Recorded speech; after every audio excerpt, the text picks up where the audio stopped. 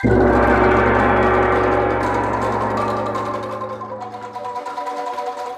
Assalamualaikum dan salam sejahtera. Untuk video ini, saya akan menerangkan proses-proses yang saya lalui untuk menyiapkan wayang kulit animatronik. Jadi untuk menyiapkan wayang kulit animatronik, berbagai cabaran telah saya lalui, dari proses pencarian maklumat, kemudian proses reka bentuk, proses 3D printing, dan juga proses percubaan untuk mengkaji dapat merealisasikan pergerakan ataupun tidak. Dan seterusnya kita akan buat perincian-perincian lah tentang pergerakan dan segalanya tentang wayang kulit animatronik. Jadi projek ini saya telah mendapat geran daripada channel Na. Dalam menghasilkan karya-karya seni yang baru, saya melihat seni yang telah ada dalam masyarakat kita, iaitu wayang kulit. Jadi saya cuba memperbarui dengan menambah pergerakan robotik terhadap karakter wayang kulit, supaya wayang kulit tersebut dapat bergerak secara automatik dan tidak memerlukan kru yang ramai untuk memainkan wayang kulit. Masalah utama wayang kulit ialah ia memerlukan masa, ia memerlukan latihan dan juga sumber. Karya wayang kulit animatronik ini kita dapat mengurangkan kru pemain muzik untuk dalang. Kita boleh jalankan pertunjukan persembahan wayang kulit di mana-mana sahaja secara automatik berdasarkan masa yang telah ditetapkan. Apa yang menarik tentang wayang ini ialah dia mempunyai dua elemen, iaitu elemen yang pertama adalah elemen persembahan. Penonton boleh ke depan skrin untuk menyaksikan persembahan wayang kulit. Penonton boleh bergerak ke belakang pondok wayang kulit dan melihat sendiri pergerakan robotik yang dihasilkan oleh karakter-karakter wayang kulit dalam menghasilkan persembahan di sebalik skrin. Jadi wayang kulit ini mempunyai elemen persembahan dan juga elemen pameran.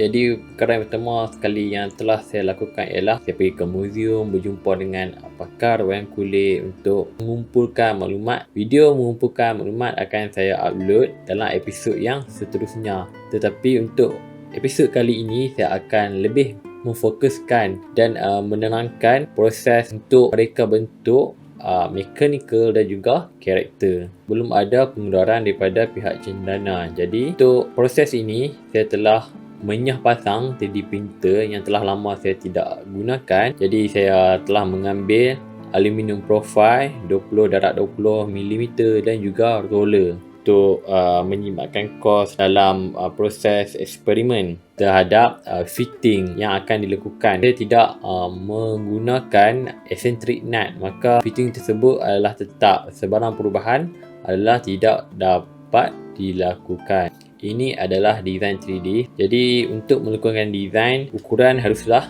dilakukan terhadap objek yang sebenar. Jadi saya menggunakan ini kaliper daripada Daiso, ini yang murah punya, dan makrometer untuk ukuran yang lebih tepat dan jitu. Pada permulaan proses saya tidak merakam video, tetapi pada pertengahan proses saya telah merakam video. Jadi komponen yang anda lihat di sini telah pun siap, dan anda boleh lihat bagaimana susunan komponen tersebut dalam menentukan pergerakan mekanikal. Seperti yang anda lihat di sini, kita ada platform, kemudian kita ada shaft, kemudian kita sambungkan kepada bearing. Kemudian bearing tersebut dikapit oleh dia punya holder ataupun bracket. Kemudian kita akan letak servo bracket. Ini adalah tempat di mana kita lekatkan servo motor. Semua servo motor yang digunakan adalah sebanyak 5 unit. Material yang saya telah pilih untuk digunakan adalah material jenis nylon, material yang kuat dan juga elastik.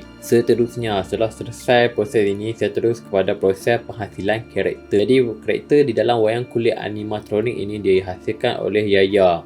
Anda boleh lihat hasil kerja Yaya di dalam Instagram, iaitu Yaya Okita. Yaya memang pandai dalam menghasilkan karakter untuk komik. Setelah menerima karakter yang telah dihasilkan oleh Yaya, saya akan melakukan 3D dengan meletakkan ukuran lubang dan posisi untuk mounting dan juga kawasan-kawasan yang patutnya dipasang sistem mekanikal. Untuk model yang pertama, kerja ini agak susah sebab dia memerlukan ujian. Jadi untuk model yang karakter yang seterusnya, dia menjadi semakin mudah sebab saya mempunyai pengalaman dalam menyiapkan karakter yang pertama. Pergerakan karakter adalah menggunakan linkage. Jadi linkage inilah yang akan disambungkan kepada mulut, tangan, kaki dan seterusnya linkage ini akan disambungkan kepada servo motor. Jadi pergerakan servo motor akan direct terus ke pergerakan anggota badan. Kemudian pergerakan keluar masuk karakter skrin dikawal oleh stepper motor. Setelah karakter pertama telah disiapkan, saya akan menguji karakter tersebut sejauh mana mudahnya anggota badan itu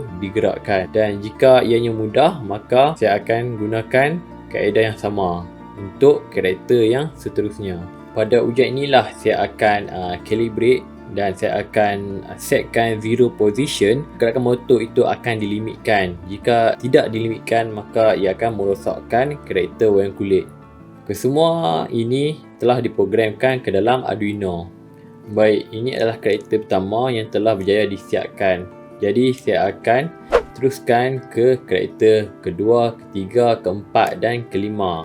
Dalam wayang kulit ini terdapat 5 karakter, di mana 4 karakter akan melakukan persembahan dan 1 karakter akan dijadikan sebagai bahan pameran. Karakter yang dijadikan sebagai bahan pameran, jika terdapat mana-mana karakter yang rosak, maka ia boleh menggantikan karakter yang lain dalam melakukan persembahan. Setelah mendapat pengeluaran daripada cenana, maka kerja-kerja pembangunan dapat dilakukan dengan lebih rancak. Baik, setakat ini video untuk episod pada kali ini. Untuk episod yang akan datang, mungkin saya akan berjumpa menemu bual pakar wayang kulit dan menemu bual Yaya jika ada kesempatan, dan juga proses-proses lain yang telah dibangunkan untuk menyiapkan wayang kulit animatronik. Baik, sekian, terima kasih.